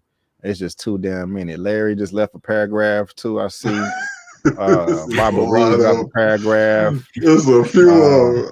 That's what I'm going to keep up. Yeah, I can't. They be getting mad at me. You talking about? Okay, this is from Myra. Outside the Wire was a test and it was horrible. Wow. Still gonna see it. Don't mind me. Support everyone black over here. Yes, that's the code. That's the code. No matter what, you got to support. So, man, thank you so much, Mara, for that super chat. I do appreciate it. I think there's another super chat. Yeah. Let me see. All right, let's see. This is from Miss Melanated. 49. Thank you. Will Smith is an unfair comparison. He's been in blockbuster movies over decades. I see your point. I see OneTakeBigDog's point too, though. I see both sides of that argument. You know, y'all both make points. So hey, give me John Boyega. That's another way. I go search for John Boyega fans. Yeah, he's not super. Right on. Well, Anthony Mackie, even though we all disagree and agree on various points of this, I think we can all say that we are all rooting for you, my brother. We are 100%, all rooting for you. 100%. Yep. 100%. Mm-hmm. Hope you have like I said, hope you have the best Captain America movie we've seen. Yeah. I would love that. I would love that. Yeah. Man. And that would even be bittersweet. Putting a petty hat back on the racist white supremacists out there would be butthurt up to the highest degree. And I would love it. This black man is stealing all our stuff. Anyway, but we're going to stick to this Marvel news right here. Something else that I usually talk about, this gets me excited, but honestly, guys, this doesn't get me excited. This gets me a little nervous right here. And I was excited at first, but it's just where you're including this right here. And that brings us to I think this is the 7th topic of the day. This is from comicbook.com. Dominique Thorne, who was in Judas and the Black Messiah, Riri Williams to debut in Black Panther Wakanda Forever. And this is from Brandon Davis to have the exclusive over at comicbook.com. Again, guys, if you are watching this via live or the replay, there's a link of this article down in the description box below for you to read at your own leisure. Black Panther Wakanda Forever has added Dominique Thorne to his cast, the actress who will be playing Ironheart in the Marvel Cinematic Universe. Thorne had previously been announced as the MCU's Riri Williams for her hero self-titled Ironheart series coming to Disney Plus. We're and this is Kevin Feige. We're shooting Black Panther Wakanda Forever right now, and the character of Riri Williams you will meet in Black Panther 2 first. Feige said in an interview surrounding the release of Shang-Chi and the Legend of the Ten Rings, she started shooting, I think, this week before her Ironheart series. And so, yeah, we've spoke ad nauseum about Black Panther to Wakanda Forever, about how moving forward, we the whole recast T'Challa camp over here. If you're new, but we knew this was going to be a hard thing to tackle. But hey, I mean, you got to do what you got to do with what you have. But I was really excited about I don't want to say excited, but I was looking forward to it, and I was open to see this Riri Williams Ironheart series. But I am a bit nervous that now she is going to be debuting in Wakanda Forever. I could be wrong, and I hope I'm wrong. They're just kind of, I have the feeling that they're kind of throwing everything at this movie just because they want people to see it, and the script and the story and the plot may not be as strong, understandably so, because of the tragic loss of our brother Chadwick. But one of the reasons why me, myself, Eman, and everybody else are saying, hey, don't rush this film. You can delay it. You can give us the Wakanda series or whatever. But I want to be excited about this, but I'm not, unfortunately. It just makes me nervous about the film. I don't know. Elliot, how you feeling? Yeah, I mean, I think it is interesting that they will be introducing her first, you know, in the TV series. I think this is the first kind of that route they've taken in regards to the shows that have been announced. You know, I don't know if She-Hulk's going to be appearing in a film first, or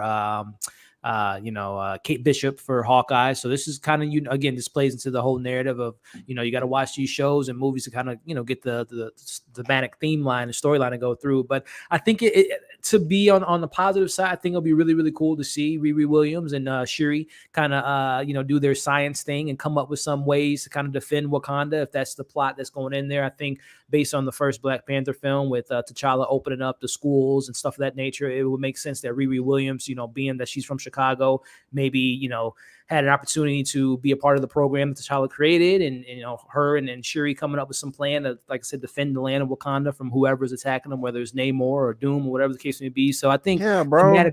Thematically speaking, I think it's interesting to see her come into the mix. But like you mentioned, Brandon, it is pretty interesting that they, you know, a couple months ago or a couple weeks ago, we got, what was her name? Malika, if I'm not mistaken, coming into, they announced her being a part of the cast. And obviously now Riri Williams. I won't be surprised by, we get the Disney Investor Day that they're going to announce the entire cast, and we might get more and more of this ensemble cast versus, again, this more of a singular narrative for the T'Challa storyline, which we know, unfortunately, they're not going to continue with, at least in this film. So it does seem like right now they're trying to come up with some ways to make it creative and make it new and different. But right now it is an ensemble story versus a singular continuation of T'Challa's story. So it looks like we're going to get like multiple storylines, which scares me, to introduce a character like Riri Williams, to introduce some of the other things they're going to probably do in this film. So my fingers crossed, man. Ryan Coogler and the rest of that cast and crew are going to do something special, hopefully. But we'll see. I'm hoping for the best, man. I really am. Yeah, man. And before I come to you, one take, I forgot to mention, like you said, Elliot, Namor is going to be in this, Tanakh Herta. And I'm like, Namor is a big character, a big villain. And so you got to, he's not having his own film yet. He's debuting in this film. You got to do him right. We're already going to be dealing with the loss of Chadwick and all of that. And then you're going to be introducing Riri Williams as well. I don't know. Like, and I hope I'm wrong. They could have had Riri part of this from day one, but it just seemed like last minute, and it just, I don't have a good feeling about it. But OneTakeBigDog, how you feeling, man? How you feeling? man, I'm kind of like I don't know. If I'm being completely totally honest, I don't know. Um, I'm kind of with y'all because it does seem like more of we gonna focus more on everyone in the cast rather than like a singular individual, which I've seen some stuff. I don't know how true it is. It just which kind of like already got me nervous about the film. So I don't even. I have no idea what to expect from this film. Like zero idea. Like we've getting a lot of announcements for a lot of characters. We have one of the. I'm not like huge in like my Marvel knowledge, but like I know Namor is like a big character in this thing. So you have him and all of these characters that you're bringing in. And it's great in a sense because you see all these talented black people, you know what I'm saying, on screen, which is phenomenal. Yet, Yeah, hell yeah. I don't feel like, and this is very very weird saying this, especially with the film being directed by Ryan Coogler. I just don't feel like we have any real direction right now, considering the fact that this film went ahead and went into production. I hate to say that, but that's what it feels like right now. Right. I agree, my brother. I agree. And guys, don't get it twisted out there, especially my women, my black women out there. I want to see Riri Williams on the big screen, the small screen. I want to see black girl magic. You know what I'm saying? You know, males don't just deserve representation, women do too. So I'm not trying to take anything from you or nothing like that. I want all the black girl, all the black woman magic. I want y'all leading the show every once in a while, all that good stuff. You know what I'm saying? Have Riri and Shuri together. What is the is it the Bexel test? Is it what is the Bexel thing where like not a lot of films pass where you have two women talking for a certain amount of time, but it's not about, they don't talk about a man or anything like that. Come on, y'all got to know what I'm talking about. It started with a B. Someone might help us in the comments. Hold on, come on, James, come through. It starts with the B. It's like a test to where it's rarely passed in the film, like because usually when you have two women in a scene, they're usually always talking about men or something like that. Bestial test. I think it's something like that. The bestial test. Let me Google measure that. of representation in women in fiction. It asks whether a work features at least two women who talk about each other and nothing about a man. Yeah. Right. I want to see that between Shuri and Riri. You know what I'm saying? Genius it up, smart it up, figure out all the codes and the formulas, and we the baddest smart people in the land. I want to see it, but not like this though. I just, you know, I just don't have a good feeling about it or whatever. So, but you know, we're gonna see. Yeah, everybody's talking about that shit right there. Okay, I got you. One take, I got you. So yeah, we're gonna see. I'm rooting for everybody that's part of this production. Just even at this point, if y'all have to delay it, I'm still cool with that. You know, if Ryan Coogler came out on an announcement tomorrow, like, look, y'all, I want to give y'all the best I possibly can. I'm not there. Excuse me, I'm not there right now. We're gonna delay this, delay that. I'll be like, cool, my brother, do what you got to do. Brand, I think they're going full steam ahead, man. Oh, I agree. I don't think this train stops. Oh yeah. It ain't gonna stop. I'm just saying. I hope that, you know, if I could, you know, click my heels together or something like that, you know, that's how I would handle it. I'm you know what, I'm looking forward to the Disney Investor Day, man. I really want to see them announce the entire cast, give us the plot. You know, if it is Namor, then let that out there and let the people, you know, at least get an idea where we're going. Because like once they say, I don't know what this film is about. We're hearing Namor, and obviously now, you know, her coming to the mix, Ironheart. It's just like, what are we doing? What are we? This is Black Panther. This is Avengers. It really feels so everywhere, bro. Exactly. Good job. We appreciate that. Yeah, it's all good. Well, guys, let's move on to the final topic of the day. Of the day. You know, I'm pretty excited about it. Right here. I keep on bringing up the wrong damn picture or whatever, but coming to you first, OneTakeBigDog. Coming to you first. Yes. You know, it's not Lovecraft Country season 2, but it's something else that I kind of want to see. Collider has the. I'm gonna tell you why. Collider has the article right here. Black Canary movie in the works at HBO Max from writer Misha Green. Journey Smollett to reprise her role. Guys, I'm just not realizing this said writer. I thought that she was gonna come to direct, but damn, I'm just realizing that just says writer. Anyway, if you're watching this via live or on the replay, there's a link down to this article down in the description box for you to read at your own leisure. Get ready to hear Denai Lance sing again. A Black Canary movie from writer Misha Green is in early development at HBO Max. Sources tell Collider through the exciting news was first reported by Cinelinks. Journey Smollett will reprise her role as Dina Lance, aka Black Canary, who was first introduced in last year's Birds of Prey movie. The character was depicted as a burlesque singer who rescues Margot Robbie's Harley Quinn from an attempted abduction and later becomes the driver for crime lord Roman Sionis, Ewan McGregor. She eventually betrays Roman and reveals her metahuman ability of supersonic level screaming. And so Sue Kroll will produce the Black Canary movie under Kroll and Company. What are they talking about Green at? Also having produced Birds of Prey, it is unclear whether Green will direct the Black Canary film as well or merely write the script. But either way, the project is long ways off as Green has several other projects in the work that she must attend to first. Hopefully it's Lovecraft Country season 2. Green and Smollett previously indicated that they love to do further explore the characters of Black Canary while doing press for Lovecraft Country, which abruptly canceled after one season. Boo! But anyway, again, if you want to read below, you can. What is all this right here talking about? Let's go. Hold on.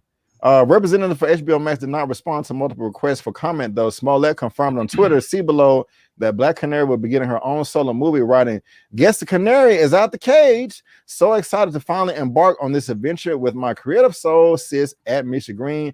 Hashtag Black Canary. Hashtag Dina Lance. Hashtag let's go." Exclamation point. So, yes, sir. And so, before I come to one take, I'm happy about this, but I'm also kind of cautious because, of course, I'm a fan of Journey Smollett. She fine, and she can act and sing and all that. Did that in Lovecraft Country. I'm a big fan of Misha Green, but I did not like Black Canary in that Birds of Prey movie. That movie sucked. Everything in that movie sucked. I did not like it. Go look at my review. Matter of fact, one take. How you feeling about this, my brother? Are you excited or? You know me, I'm on the complete opposite end of the spectrum. This is what I need to hear, okay? In the DC news, especially something like this, and then with Misha Green, what she did with Lovecraft Country, come on now, I feel like this, I just know this is going to be some grinded. You know, we might have a couple of little different villains pop in. You might have Cupid. I think they're gonna go Cupid. In my mind, they're gonna go Cupid. Might go with Merlin. Ain't no tell. But like Journey Smollett Bell was, I like her. You know, as a Black Canary. And this to me, I think it kind of. Now, I hate to say this, but this is just as a DC fan, I'm gonna have to go there. Wow, I'm not gonna even touch that. But this is gonna be open the doors, I think, possibly for like the Green Arrow to come to like the big screen. So all of that, I'm with. I'm just DC die hard, and I really feel I like grounded like superhero movies. And since it's going like the HBO Max, I kind of feel like we're gonna get something like that. And we saw like what she was involved with already in Birds of Prey. You know, like the more like street level stuff. So I hope we get a little bit more of that and from and with Misha Green, bro. This is a hit, man. Let's get it going, man. Let's get it going. Man, you see my thumbnail, bro, for this movie, bro?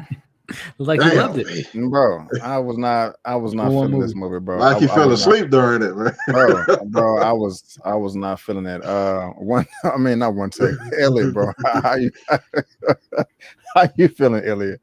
Yeah, man. I mean, yeah, Misha Green and Jerry Smollett, they have a great, relationship. I think this will be the third Underground, Lovecraft Country, and now this. And shout out to Misha Green, man. She's doing her thing with the Apple deal that was announced a couple months ago. Again, bring back Lovecraft Country. Let's do that. But also, she's directing Tomb Raider, man. So she is a busy killing it right now, man. And now this announcement is really, really exciting. So shout out to her. And again, Jerry Smollett, I'm a big fan of hers. Didn't really, I thought that she was fine in Birds of Prey. I didn't hate her, but I at the same time, I thought that she was, to be honest with you, Birds of Prey is a fine film. I enjoyed it for what it was, but it was just too much going on for me. And also I'm a big fan of Black Mask, and I wasn't a fan of that interpretation of the character. So that's true. That is true. So yeah, but the biggest thing that scares me, and Brandon kind of alluded to it, but I'll just say it's DC.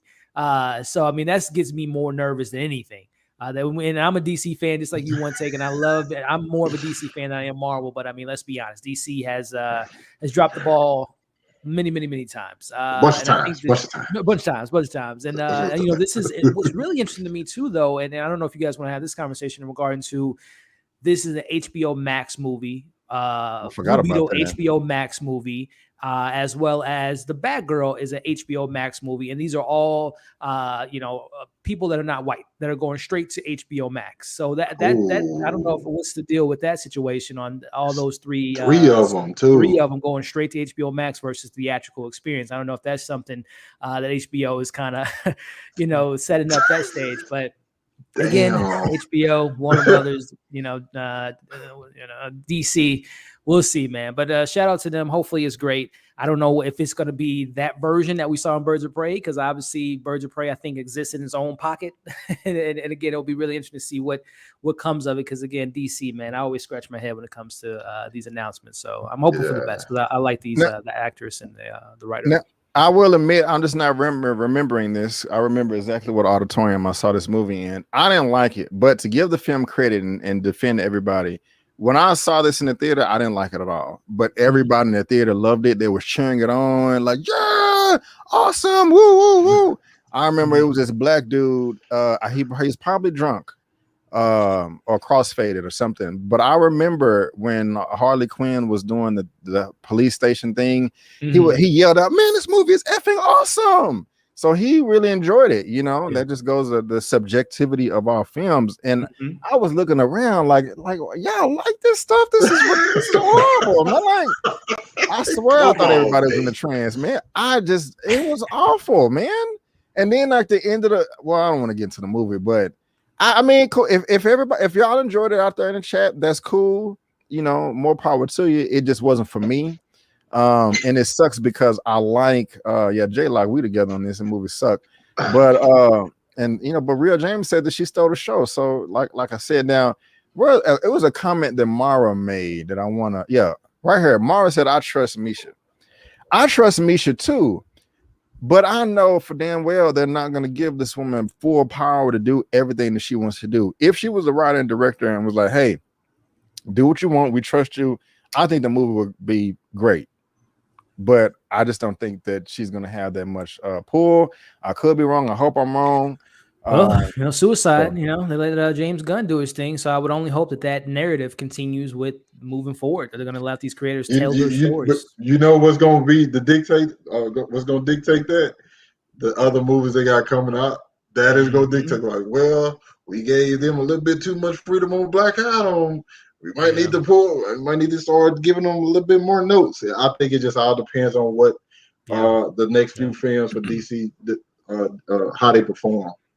Yeah. Somebody in here said they don't trust Misha. They thought Lovecraft Country was trash. So it is what it is. That ended one great though. They didn't say that. Yeah. I want to. Good show though. Divas with me. I wanted to leave. Black Canary was the best part of the movie though. See, that's it's so many different opinions and stuff like that. So, but just to again, Misha, we're rooting for you. You know what I'm saying? Journey Smollett, we're rooting for you. We want you to win. I hope I'm wrong. I hope I am wrong. You know what I'm saying? So we're just going to have to see. We're just going to have to see. I was going to do a recap of episode 2 of What If, but I didn't have enough time to prep. I may do that tomorrow. I keep saying that. And so I know I had that in the chat, I mean the description, but I it's still in the Facebook description, but not the YouTube's, in case y'all had some questions and stuff. So but yeah, one take. Ellie, y'all have anything else about this topic right here, man? Hey, like you said, man, just hoping for the best. Hope that this HBO Max exclusivity means that they're, setting up this HBO Max universe to eventually get them on the big screen, because that would be nice to see. And who knows, Green Arrow and I know Black Canary have a good relationship, so maybe we'll see the first live action version of Green Arrow. That would be pretty cool too. So hey, man, I'm hoping for the best, but again, my money on DC and the best hasn't been always. Hey man, one brick at a time, Elliot. One brick at a time, man. I'm hoping, man. We gonna get this house, man. Because again, I don't want to be the party pooper, but Ava DuVernay was supposed to do New Gods, but they got tossed out the window. So I'm glad. We'll see. I'm glad because that if this sticks. What was that movie that she did that was horrible? Wrinkle in Time. Wrinkle in Time. Wrinkle in Time. That was awful. Come on, you like that movie? No. But then she gave us the When They See Us, man. Exactly. You can't go from When They See Us to New Guys. Well. Daniel Dustin Creighton did go from Just Mercy to Shang-Chi, so I'll take that back. My fault. What's your name, sweetie? Love. Ava DuVernay. Mom, I'm sorry. Ava DuVernay. She's a. Come on, this ain't Anthony Mackie here, bro. Come on. Yeah, you're right. I'll take it back. Now, are we still? Is that Green Lantern series still? The Green Lantern? Yeah, is that still on the thing? Homeboy was talking about it yesterday. That's what I want to see. They need to be working on that and Green Lantern movies at the same time, man. Let James Gunn do that. Hold on now. We ain't gonna say that, because that Green Lantern show come out and it's trash. Like, you still got their movie on the way. It's gonna be a problem. I sure did call it that or whatever. I can't believe you remember that. I got a lot of laughs from that. I call Oprah oversized sparkly cookie monster. And what you call it, but A Wrinkle in Time. So, but yeah, so guys, we'll see. And I'm having fun, but we out of topics, and so well, guys, that's gonna conclude the Movie News Roundup show for today, number 27. I hope you guys enjoyed the panel. I hope you enjoyed our content and commentary and all that good stuff. I had fun. Hope y'all did too. We almost had 200 in here at one time. I think we got up to like 192. So that's cool, but if I can get a few more thumbs up, we got 154 thumbs up, 1 thumb down, and that's okay. But Elliot, again, thank you for being here, my brother. What are your final words, sir? And what do you have going on your channel? Yeah, man. Well, hey, as always, Brandon and Big Dog, is always a great time talking to DC, Marvel, whatever with you all, because you guys are awesome, as well as the chat, having some great comments, a lot of love to Brandon's channel. It's always great to see that. So I'm always honored to be here and talking to you wonderful people. So thank you for having me on. As far as this week goes, tomorrow, the embargo on, as you can see, Shang-Chi and the Legend of the Ten Rings, got that coming tomorrow. Yeah, he got it right. He already got it uploaded. Man, yeah, ready to go. Talk some Shang-Chi. But yeah, that's coming tomorrow. We got a couple other TV shows dropping this week. One Take, as you know, we got season 2 of C dropping on Friday. My horror fans, American Horror Story season 10 will be dropping on Wednesday.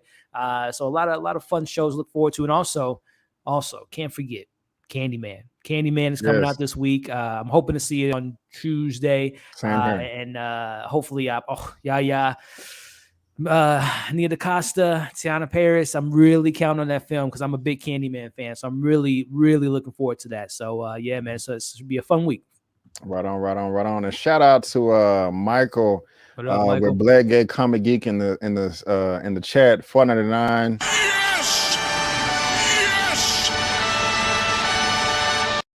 What's up, my brother? Captain Reparations over here. Missed the stream. Will catch the replay. Headed to work, but just wanted to show support. Thank you, my brother. I really, really, really do appreciate that.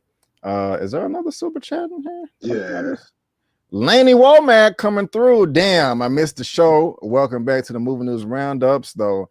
What's going on, Laney? Thank you so much for the $4.99 super chat, ma'am. I do appreciate it. And keep doing what you're doing. You know what I'm talking about. I'm proud of you. Keep it up. You're looking great. And so oh, Elliot, I want to come back to you. Sweet Girl, is this worth it to watch? No. Really? Okay. There's a Right. there's a twist in the film that kind of undercuts 90% of the film, so I'll just leave it okay. at that. Okay, because I was gonna check it out.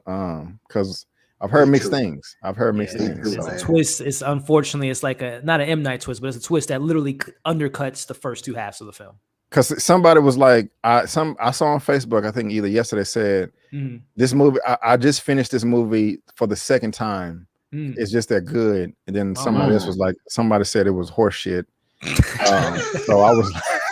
I'll say the sentiment is there in regards to tackling the story of like these pharmaceutical companies, you know, because it's about a cancer story. He's out for revenge or whatnot. So I mean, the sentiments are there, but it's just like I said, if you do see the film, be prepared to have your mind blown by a pretty ridiculous twist. Okay. Oh, God damn it, Elliot. One take big dog. I literally was go watch it this week. Yeah, Hey, check it out, man. To each his own. You might love it. You might love it, man. Crazy. One take. What are your final words, sir? And what you got going on your channel? Man, I'm just gonna go. I would appreciate you for having me. Be always invite me. You know what I'm saying? Y'all boys always get my spirits up. You know what I'm saying? I appreciate that. But I'm behind. I was very like occupied last week with some stuff, but I got a lot of stuff to catch up on. I've already recorded. I've been recording all day. I got my Hero Academia review. I got my Dragon Ball Super Chapter 75 review, which is a really hot topic right now with my boy Vegeta. I got my Eternals trailer reaction that I still have not. I haven't done it yet. I still haven't even seen. I still haven't even done it yet. I got to shoot that. Titan season 3 episode 4 review, and episode 5 will be later on this week. There's Stargirl season 2 episode 2 review coming, and episode 3 this week. I'm the film Annette on Amazon.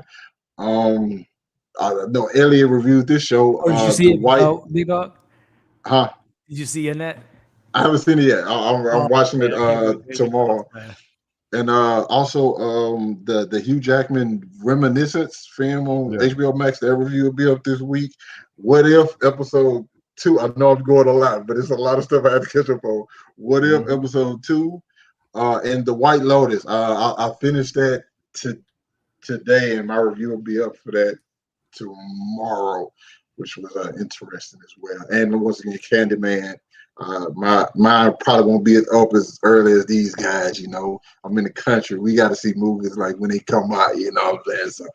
So, Candyman review will probably be up Saturday, and I think that's it. Already. Well, y'all go subscribe to this dude's channel. He creeping up on 4K, so help him reach that milestone right there. One thing I kept hitting refreshing your page because I was like, I want to see this dude try the reaction for the Eternals. You know what I'm saying? But I want to ask you about it. I don't want to bug you because sometimes I get annoyed when people are like, where this video at, Brandon? Where's it at? Where's it at? Leave me alone. And so Reminiscence, I've heard mixed things. I'm gonna still check it out. My review for Shang-Chi will be up tomorrow too. I already shot it. I'm gonna take a break after this, and then I gotta edit it before I go to bed and get it uploaded because I think it's 11 a.m. Me, Elliot, and Eman already recorded our spoiler field review for Shang-Chi as well. We talked for an hour and 45 minutes, y'all. Oh wow! That will be released the day it comes out. But we're gonna do like we did Suicide Squad 2. We're gonna have a part 2 of the live as well. Me and OneTakeBigDog, we're gonna go live for Shang-Chi when that comes out or whatever. I already got all the images uploaded too, and so I don't even got to do no work. So that's good. So you're gonna get a whole bunch of videos for Shang-Chi. Reminiscence. My What If episode 3 will come out. I'm most likely. I haven't been doing live episode 1 and 2, but I'll just go ahead and say it is my least favorite of the first 3 episodes. It's not bad. It's just my least favorite. And other than that, I can't think off the top of my head. Y'all will just see it when I release it. So Spider-Man No Way Home trailer reaction. Oh yeah. See that from you guys. Did y'all see that they? I think y'all might have been talking about it before I got on that they leaked. Somebody leaked it or something. Oh well, that'll probably be out about Tuesday. Then they're gonna go ahead and drop that. Sharronda doing a live right now talking about why the ScarJo leaked the trailer Leaked the or trailer. whatever. Yeah. So that's kind of funny right there. But y'all, thank y'all for being here, my guests and my panel, and thank you everybody in the chat. Hit a thumbs up before you go. If you love what everybody had to say, you can follow us on social media. Our handles are on the screen. Everybody's information is down in the description box. And always, you can head over to my channel tab right here to check out the whole crew. Subscribe to everybody. Again, I'll be back next Sunday to do this show and also Power Recap episode 6 with Miss Cantu. And all that good stuff. And if you want to read the articles, they're down in the description box below. But again, guys, I want to thank all of you so much for being here. And before you go, don't forget that I'm B. Avery, that's Elliot, and OneTakeBigDog, and that's just our opinion. Peace out, and we'll see you next time. Peace.